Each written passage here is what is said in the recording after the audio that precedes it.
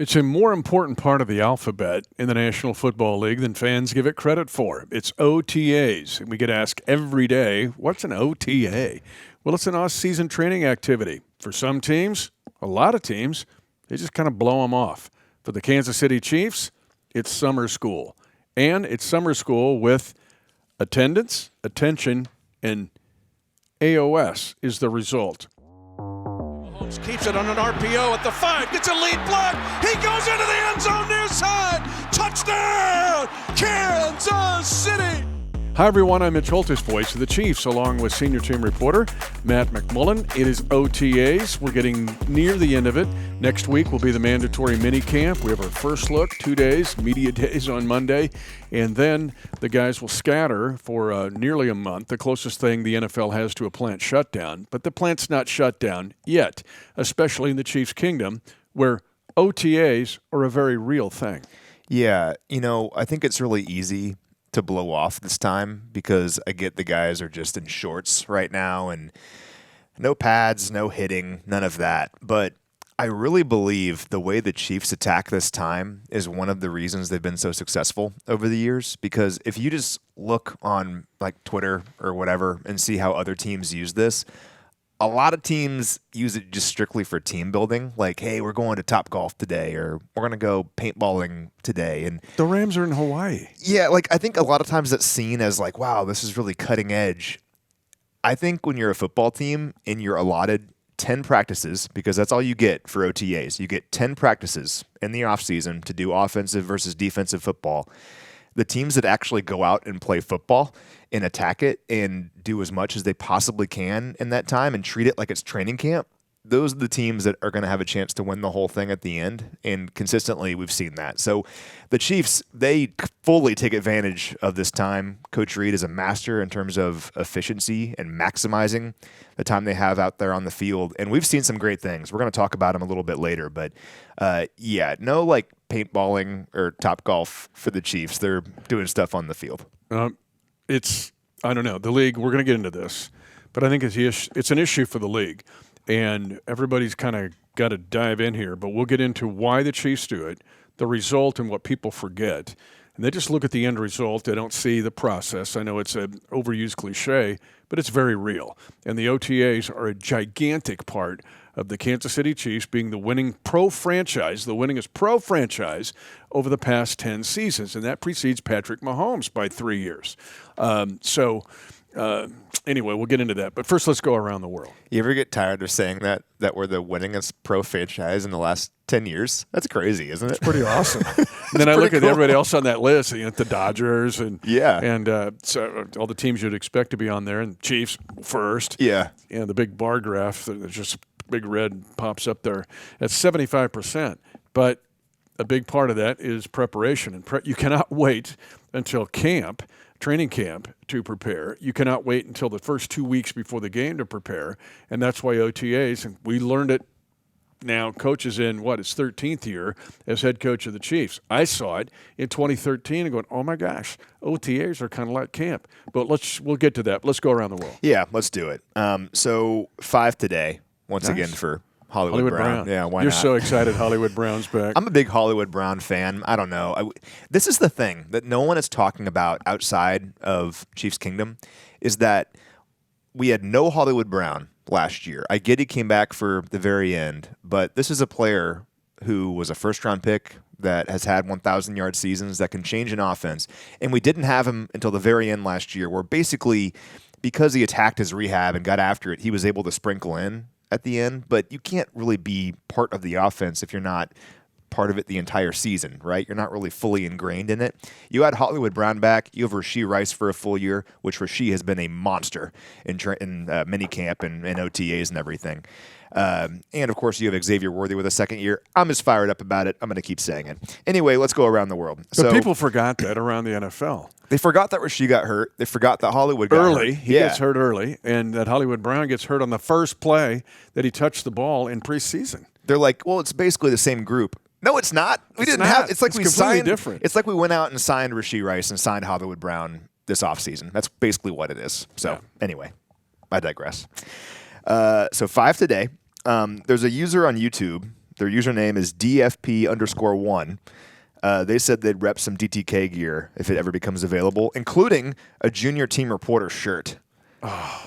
I mean, the merchandise What are we waiting opportunities for? are endless. We're gonna have like the super cool Kingdom Defender shirt and a junior team reporter shirt and a sophomore and a freshman team reporter. Come on. Yeah. I mean, listen, we got to talk to somebody in marketing about this. There's just opportunities. I remember talking about a listener who had lived in Laos for a while, David. Well, so Bill wrote in and said that the S is actually silent for Laotian, so it's just Lao. Lao. So the more that you listen to DTK, it's not just football stuff. No. You're going to learn that the Philippines are in the northern hemisphere. Amazing. And you're going to learn that if you're going to Laos, it's actually Lao. So there you go. The Philippines actually moved. People don't know this. It actually shifted. I know the Earth's going through some changes, but the Philippines shifted from the southern hemisphere to the northern hemisphere. That's been fascinating. So people can, we went through OEI, and so they can follow like socioeconomic discussions on DTK, and of course geography, and then culture, and get into Southeast Asian culture. So it's Lao. We've talked more about. We always have these acronyms, SEAC. So put SEAC on here: attendance, attitude, AOS, and Southeast Asian culture. It's a lot of Southeast Asia. I didn't, think we'd get into that, but here we A lot are. of So Chiefs it's the geography corner here on DTK. Thank you. It's Lao. So there you go. Thank you, Bill. So Richard is listening in Southwest Texas, just west of San Antonio. Yeah. Nice. Milton, It's real out there. It sure is. We were talking about football movies off air, and some good old football movies in good old Texas. Milton is in Grandview, Missouri. And Bulldogs. Yep. And then lastly, heard from Michael. So I might mispronounce this. He's from Leipzig, Germany? Leipzig. Leipzig. Yeah. Okay. So Michael's from Leipzig, Germany. Richters. But this is cool. So in 1993, he was an exchange student at Otis Bison High School in Bison, Kansas. The Cougars. In Bison, Kansas, they're the Cougars. It's dumb. So Missed opportunity. they combine. So Otis is like, you're not going to be the Bison. Yeah. Okay. And I think Bison, when they had their own school, were the Buffaloes or the Bison. They have to be, yeah. Have to be. But then Otis combines. It's a big deal when they combine these towns now. Okay. Okay. It's like Blue Valley North, going with Blue Valley Northwest. Mm-hmm. What are we going to be? What's our colors going to be? What's the nickname going to be? Like, we're going to be the Bison because it's Bison. Nope. Otis is going, nope. So we got to be orange and blue and be the Cougars. So Otis Bison. Was Otis one of my fraternity brothers at K-State was Otis Bison. Oh, that's cool. Yeah. Okay. So was Otis a high school originally? Oh, yeah. What was their mascot? Good question. Usually I don't deal with defunct high schools, but I It's a can. new challenge for you. I can. But I don't remember Otis. I'll have to look that up. DTK, there we go. Kingdom Defenders will load up on it. But Let us know. You ain't going to let the Bison be the Bison if Otis is going to combine it. They could have, depending on what Otis's original mascot was, they could have made it like a mythical creature. Should have. You just combine That's it. what I'm saying. You got to get creative with these mascots. Yeah. That's what I'm going to, if I ever retire, I'm just going to go from school to school. The ones that have dumb ones are like, come on, you just can't be the Tigers. Let's get something really creative dealing with your geography or your history. But Yeah. Well, over the course of the next Nebraska several does a years. really good job with this, everybody. Nebraska's got good ones. Good to know. Anyway, Michael was an exchange student at Otis Bison High School in Bison, Kansas. He's been a Chiefs fan ever since. I think that's awesome because people come here, they're around the culture for a while, and they're like, even though I'm going back to Germany, I'm a Chiefs fan. I'm in, and I think that's great. His daughter is an exchange student in Lawrence, and his whole family was just in Kansas City a few weeks ago, and they did a tour of the stadium and everything, so he's still fully in. Like, this is 30 years ago. He was here, and he's like, I love Chiefs Kingdom, and he's still a part of it. He had to be in Frankfurt. Did he go to Frankfurt? Do we know for the game? Ooh, I don't know. Michael, let us know if you went to Frankfurt for the game. I know it sold out super quick, so maybe not. But And if you're a small Kansas high school, the key is when you get an exchange student, get the kicker. yeah. So when they apply, like Michael, coming from Leipzig, Deutschland, have you kicked? Can you kick? And because if you're going to get an exchange student, they need to kick 50-yard field goals.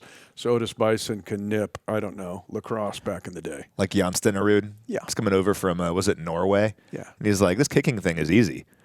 If you got to get this right. I mean, there's just protocol here for exchange student vetting. Yeah. And especially if you're a small school and don't have the EKL schools have all got the soccer guy that comes out and busts 55-yard field goals. Just happens. Or PATs they're no-brainers. Small schools, not so much. You get a kicker that can drill it. then you got something. So if you're going to get a foreign exchange student, here's just a tip for small schools in all of the Chiefs Kingdom and the centric part here of the primary part of the Chiefs Kingdom. Get a exchange student that can kick 50-yard field goals. Okay, that's where we start. If you're coming to Smith Center, you're going to be exchange student. Like, have you kicked a 50-yard field goal? Can you do it under pressure to win a state title? And they're in. You need a kicker. It's important.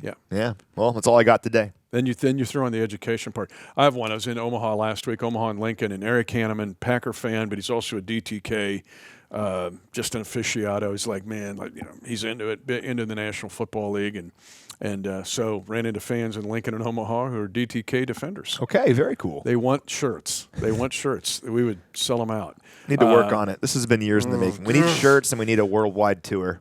We do have that. And Lao, we would have one of our shows in Lao. And not Laos. So why do we call it Laos if it's Lao? I don't really understand why letters are ever silent. Doesn't really make a lot of sense to me. Like, why is Illinois? Why we put an S on Laos? If Laotians call it Lao, why do we call it Laos? I always wondered, why are there different names for countries? Like, why do we call Germany if it's Deutschland? Like, why is Germany Alemania in Spanish? Makes no sense to me. No. Like, why? I just don't get it. Like, if it's why do we call Paris if it's Paris? It's, I don't know. This is a June conversation. Vienna's Wien, right? I don't get it. Doesn't make sense to me. Nope. Anyway, but Lao, now we know.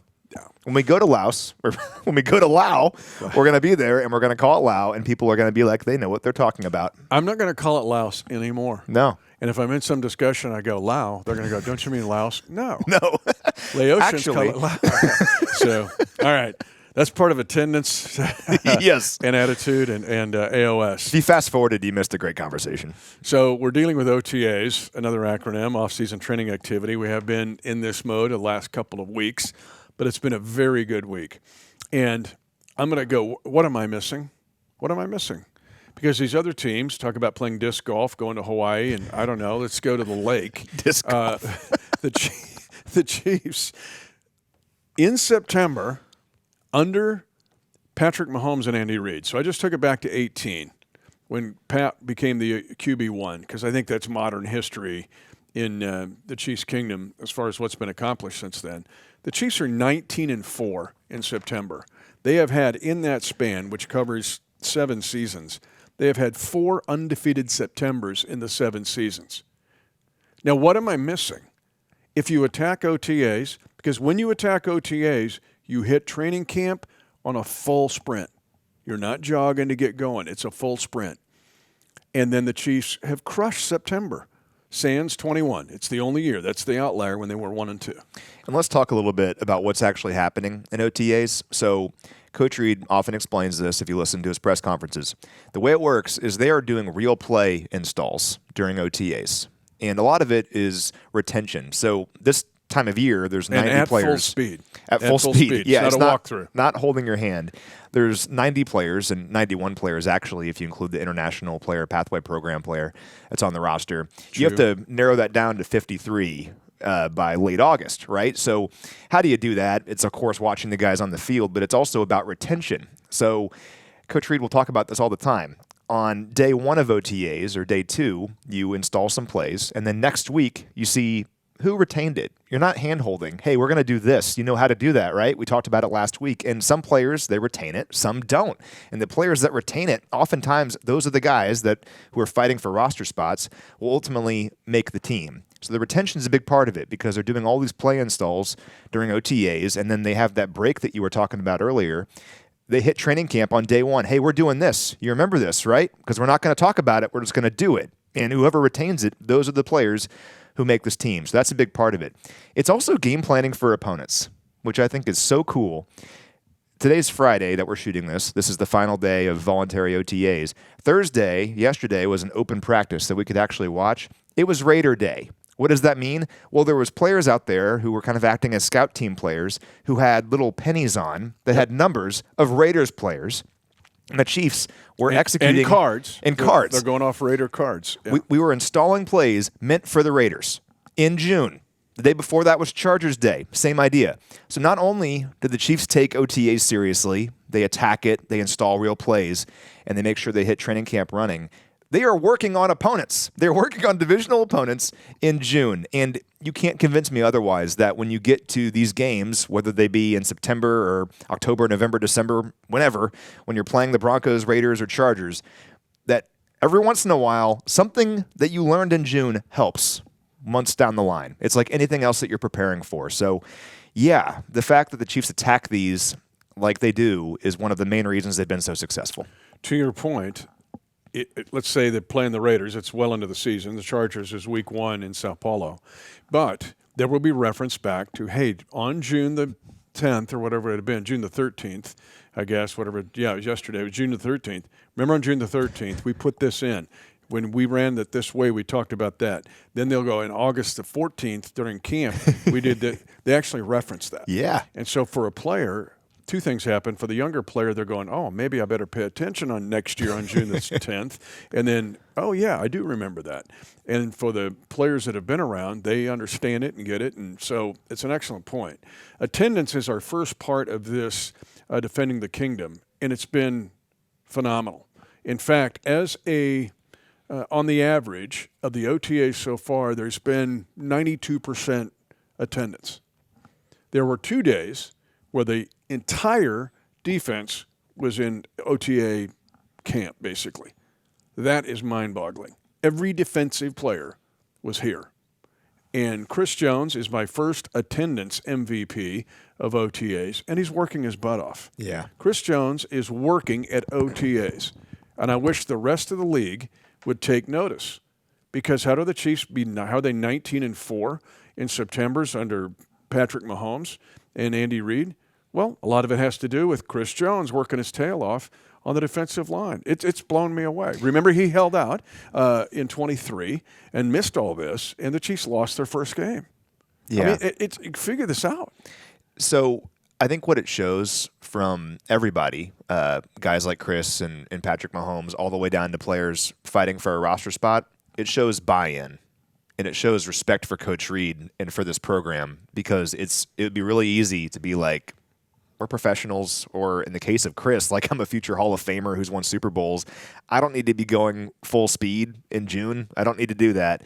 But he's here for a couple of reasons: to make himself better, but also to lay an example for all the players that are also here, right? The younger players, the players that haven't maybe necessarily established themselves yet or are fighting for a roster spot. We say this like every single week on DTK, but when you see Chris Jones attacking a drill as hard as he can in June and playing like he's trying to make the team, if you're another player who doesn't have a roster spot secured, well, you better do that in more some, right? So it just shows great buy-in, I think, and I just love the attitude out there. You know, the players are always going to attack every single year and every single summer. That's the culture that Coach Reid has built here. But I also believe for the guys that were around for last season, when you come off a loss in the Super Bowl and off a season that was otherwise incredibly successful, it's just human nature that you want to get right back out there. And you felt that vibe, right? You felt that, like, it's just a certain attitude. There's about a 30 to 40-day period you deal with it, right? You're like, ugh. But then, and the fact that it has been such a let's go, it mouth washes that quickly. Yeah. Like, there's zero hangover from the Super Bowl. And I think that's your point. Yeah, it's not a hangover. It's more like I'm ready to go, you know? Like, I'm fired up. I'm ready to go. I don't want to be on vacation right now. I don't want to be taking a break from football. I want to get back out there because I want to be on top of the mountaintop again, you know? And that's the attitude that I've picked up on. I'm not worried about a hangover with this team at all. Like, I don't ever worry about that with our guys, to be honest. If you were, then just the OTAs will tell you that there's no hangover. Yeah. And that goes back to your attitude. Now, what was interesting, too, I think so I've looked at the new guys coming in, like Elijah Mitchell, who's rotated in at running back, and then Christian Fulton, and I've talked to them after. They're like, oh, my gosh, like, you guys weren't kidding. Like, this feels like kind of training camp-ish. Well, but they know, but they've embraced it. It's not like they're going, hey, man, I need to have like 2 weeks off for this. What am I doing? And then the younger guys, and we've talked about that, and we're kind of jumping around here, but being ahead of schedule, the attitude of the younger guys has been superlative, I think. Yeah. And to your point about, and we talked about Chris Jones being here, then you see George Karlaftis, who's probably the defensive MVP of OTAs, going 100 miles an hour. If you're I don't know, Keziah Izzard, and you're an undrafted free agent, or you're drafted like Ashton Gelati or Omar Norman Lott, you're going, okay, this is the way we do things here. Because he's going 100 miles an hour, and he's been in the league 8 years. So, and he's probably going to be in the Hall of Fame. And then I guess I better try to go 100 miles an hour. And so you see that happen. And it's not spoken, but it's felt, and that's, again, goes back to why this team wins. And what's so cool about that, think about some of the players that are setting the tone in this camp. It's guys like Trent McDuffie and Leo Chanel and George Karlaftis, right? Guys that not too long ago were rookies figuring this all out. And what I think is cool about our culture here and how it's so like ingrained in this building, in this locker room, is that there's going to come a time when a lot of our superstars are retired. And we're counting on Ashton Gelati and Omar Norman Lott, hopefully, and guys like Jalen Royals, hopefully, down the road. And you and I might be doing a podcast in 5 years, and we're talking about how, like, hey, Ashton Gelati's setting the tone today. But that's a cool thing, isn't it? Like, that's absolutely. a culture thing. Like, you get here, and, yeah, right away you're like, oh, okay, this is how we do things. And they'll then be expected to set that tone soon enough. And we're seeing that with the 2022 class for sure. Absolutely. So let's go through your defensive guys that you have been like, oh, man, this has been a really good OTA for them. And again, we put a precursor on this that fans can go get a little too excited. OTAs are important. It's summer school that's real. But it's also, don't just say, okay, this is going to guarantee a great season. It's not necessarily just sets you up to hit camp on a full sprint, to hit September on a full sprint, to have a great season. Okay, it's just a sequential here. But there are some guys that have caught my attention. Let's start defensively because we always start offensively. Let's start on defense. Who's caught your attention in OTAs? Can I add one thing to what you were just saying? It's preparation, right? And I'll liken it to what you do because what people don't see is how much you prepare. You prepare more than anyone I've ever met for every broadcast. And that preparation, people don't see it, but it helps you do what you do. OTAs are preparation, right? And just because you prepare a lot doesn't mean that you'll have a great broadcast. You will because you're you. But that preparation allows you to go out there and do great. Same thing with the team. This is preparation right now. And some teams don't choose to prepare this time of year. They just don't. They'll prepare later on during training camp or during the preseason. The Chiefs, they take this time to prepare. If you have a chance to study for a test and you want to do great on that test, you study for it every single chance that you get. That's what the Chiefs are doing right now. All right, a few defensive players that have stood out to me. Yeah. So we mentioned George Karlaftis. I mean, he's been great. He's made like standout plays every practice that we've been able to watch. On Thursday, he knocked down a pass at the line of scrimmage. We love like when our guys are like SWAT team, right? Like he was awesome. So he just has like an energy to him. He's going to have a great year, I think. He just has looked great every single practice that we've been able to watch. Omar Norman Lott, this was hilarious. So the more you can do, right? Omar Norman Lott is primarily going to be a pass rushing 3-tech defensive tackle for us, but he dropped into coverage during one 11-on-11 drill and made a play on the ball and deflected a pass, and he was fired up about it. So he's just an athletic player that is going to help this team win. Jaden Hicks keeps standing out to me. So this season is a big opportunity for Jaden because Justin Reed is no longer in town. So Jaden's going to play a whole lot. He stood out to us last year in his limited playing time, but he's going to play a lot this season, and he's making the most of his opportunity in OTAs for sure. Made a great play. I think it was the first play of 7-on-7 yesterday. Great play, deep down the sideline, went up and forced an incompletion. So Jaden Hicks looking really good. And then here's a player who's kind of under the radar that might be worth watching during training camp. It's Brandon George. He's an undrafted free agent out of Pitt. Think about like the Swayze Bozeman, Jack Cochran kind of mold. These players that are undrafted free agents, but they get an opportunity and they run with it. Brandon George has a chance to be that guy just because he's looked great. He has some crazy measurables. I wrote about him when we first signed him. He had like a crazy vertical jump that if he was at the combine would have been like among the top players, top linebackers at the combine. So super athletic, and he showed off that athleticism yesterday with a interception over the middle, like a leaping pick, just snatched it out of the sky. So Brandon George is a player to watch as well, for sure, like as a special teamer. Yeah, he was hub of the wheel, kind of Nick Bolton-ish at Pitt. Like he was a big part of that program, both on and off the field, and he's interesting. My defenders, and I'm going to include Hicks, and not just Hicks from a physical standpoint, but from a mental standpoint. We noticed it last year, and he embraced it. To be personal protector on punt is a big deal. Yeah. And so he got thrust into that role, which tells you Dave Tobe trusted him because he's calling out protections for everybody. He has to know the defensive front on a punt, on them on punt return or punt block. And he's if that personal protector blows the call, then you're going to have disaster. So not only that, but that led him into this year. And you see him mentally, because think of the Justin Reed role over the past couple of years. Hicks is just on a fast track, I think, to become a real impact player who could be a player of honor throughout the league coming up. Another one is Najee Johnson. Yeah. I think Najee Johnson has had an outstanding series of OTAs here. And he's rotated in at different spots. Hey, he had a pick with the mitts on, didn't he? He had the interception. They put mitts on so they won't grab. DPI, right? So it's a Spags Dave Merritt thing. Like a training thing. Yeah. So you're gonna climb a rope in PE class with mitts on. That's what it feels like. But he intercepted the ball where he had no hands, just with his forearms. It was awesome. Yeah. But you watch his technique and you watch what he's been able to do as far as his footwork, and Najee Johnson's taken a jump up, in my opinion. But again, don't go crazy with this. Just understand that if you see him in St. Joseph having an outstanding day at camp, you knew what he was doing in May and June on the defensive side. And he's healthy is the thing. Bingo. I understand he was technically healthy last year, but when you're that first year off of an ACL, it's really hard. And anyone that's had an ACL injury will tell you that. Like, he is a full 2 years removed from that ACL injury now, and he's healthy and he's confident. So I'm fired up for Najee too. Really good point. You remember who kind of gave us the window of that was Turk Wharton. Because Turk goes, really, now I'm feeling like I'm healthy again. When Turk was taken off, it's led to a big contract for him. But that's a really good point in that regard. I'm going to put in Ashton Gelati in here.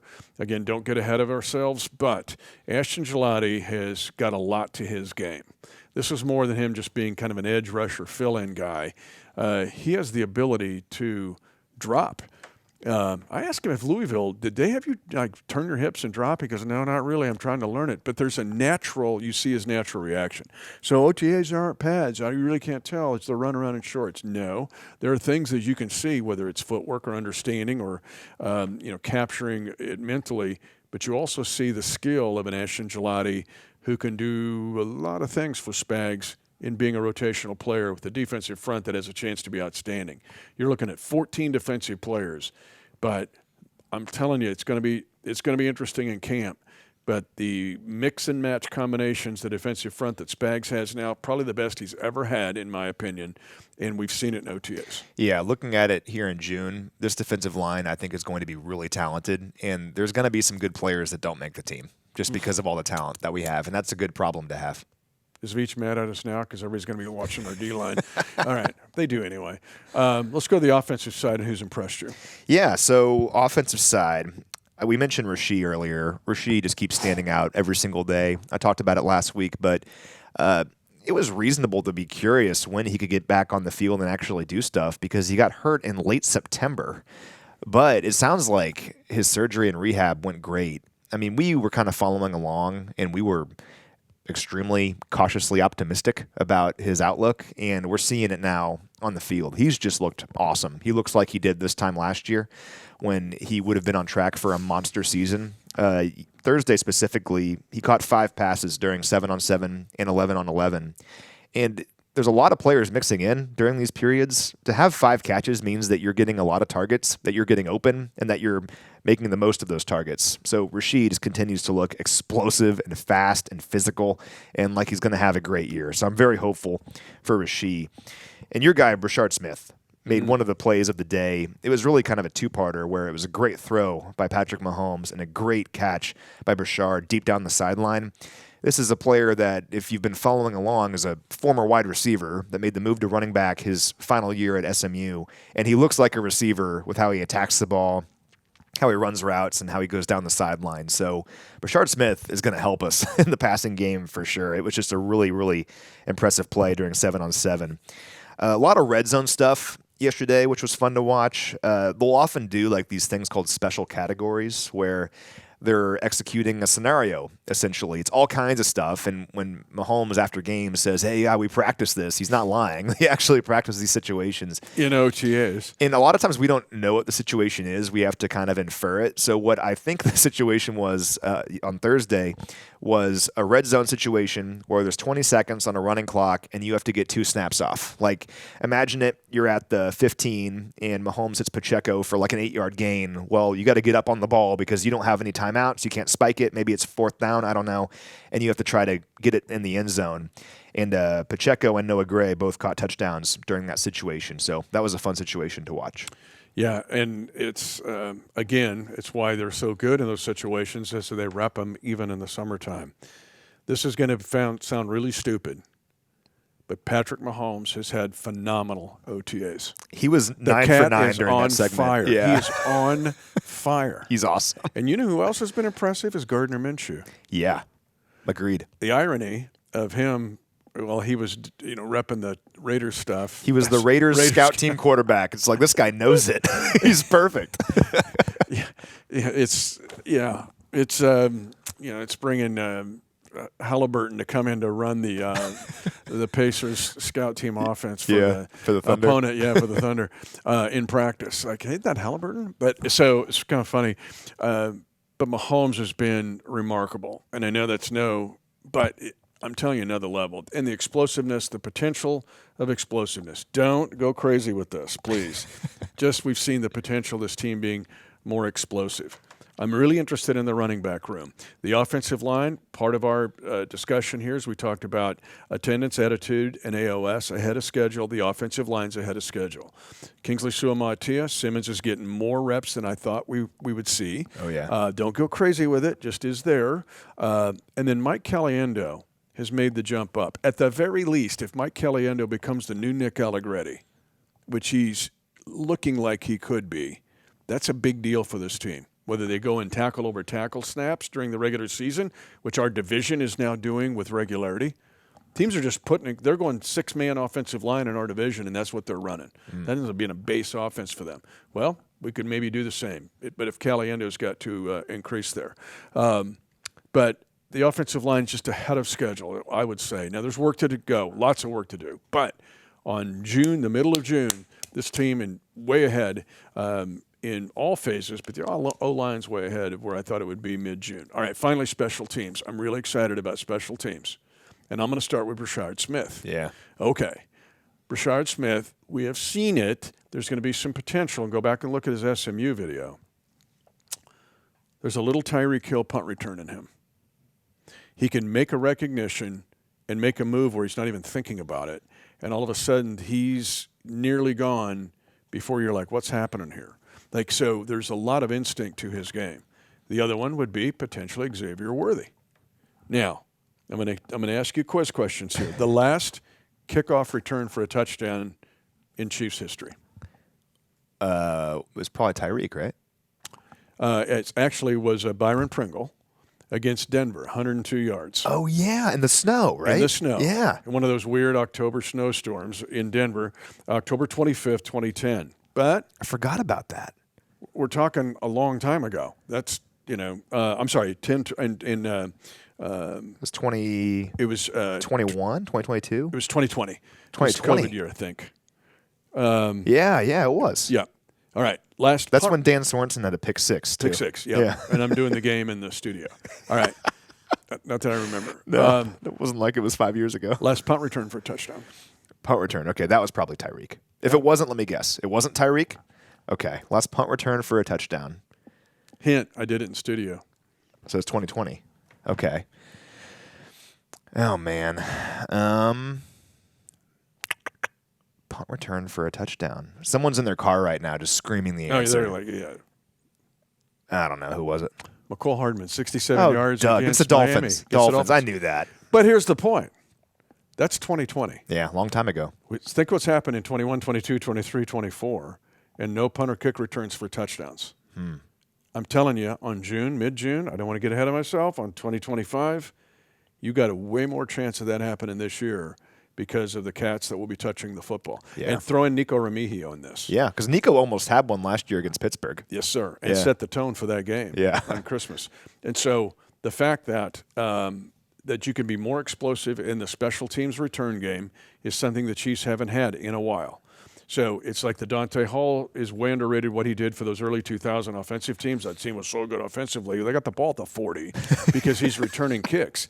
Or he goes the distance. And then, does the offense get credit for that 7? No. You have a chance with Brashard Smith, Xavier Worthy, Nico Remigio. It's the most explosive group collectively I've seen since the early days of Tyreek Hill. Okay, no, I'm into that as well, especially with the rule change with kickoffs. Like, we talked about it a lot last year. It didn't really come to fruition because I think teams were comfortable just kicking touchbacks and letting offenses start at the 30. But now it's the 35. And at least Coach Tobe thinks that we're going to see, like, an enormous increase in kickoffs that are actually returned on both sides. I anticipate us doing a lot of that. And if a guy like Brashard Smith is back there with not just straight line speed, but like dynamic functional speed where he can cut and make a guy miss and then be off to the races, yeah, you could have some big plays on kickoff and also on punt return. So I'm fired up about that. We have some guys that can do it. Like Noel Williams could do it as well. Like he was a great kick returner at Cal. And yeah, Xavier Worthy, Coach Tobe described him as the best punt returner in the league that no one is talking about. Because think of this. He would have done it last year. He would have done it, and he could do it this year because the reason he didn't do it last year is because we lost all of our receivers, and he had to only play offense. But if Rasheed and Hollywood are healthy, Xavier's still obviously going to play a lot on offense, but his snaps won't be as high because he's not the only guy out there for you. So, yeah, you can put him occasionally on punt return and just go flip on his tape at Texas and see what he can do as a punt returner. So I'm with you. I'm just hoping we can stay healthy throughout the year because we have some great players that could do a lot of things for us, I think.